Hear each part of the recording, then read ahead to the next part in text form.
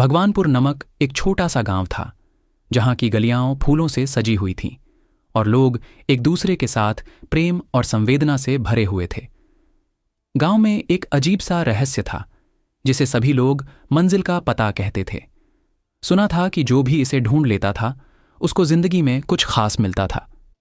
हमारी कहानी के मुख्य पात्र अर्जुन था, एक साधारण गांव का लड़का जिसकी आंखों में सपनों का जहां बसा हुआ था। अर्जुन के दिल में भी मंजिल का पता पाने की इच्छा थी।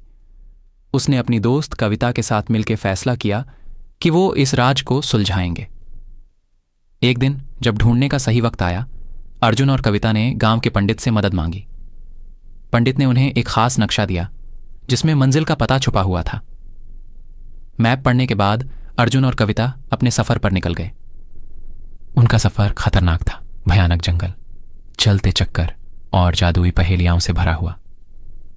हर मुश्किल को पार करते हुए वे एक पुरानी गुफा तक पहुंच गए जहां एक प्रतीक्षा अर्शी वे दोनों का इंतजार कर रहे थे।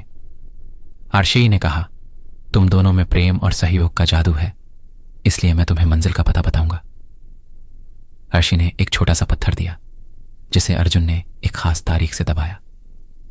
अचानक एक प्रकाश की किरण ने उन्हें अपना आसपास घेर लिया। वे एक हसीन बगिया में पहुंच गए जिसमें हर तरह के फूल खिलते थे। बगिया का अंत एक चमकते हुए कुंडली के आसपास था जिसे देखकर अर्जुन और कविता हैरों में घिरे थे। आर्शी ने कहा, यह है मंजिल का पता। इस कुंडली को देखकर तुम जान जाओगे कि असली खुशी कहां छुपी हुई है। अर्जुन और कविता ने कुंडली को देखा और समझा कि सच में असली खुशी सहयोग और प्रेम में छुपी हुई है।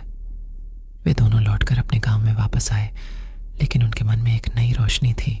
उन्हें समझा कि मंजिल का पता असलियत में प्रेम, सहयोग और अपने कर्मों में छुपा हुआ है।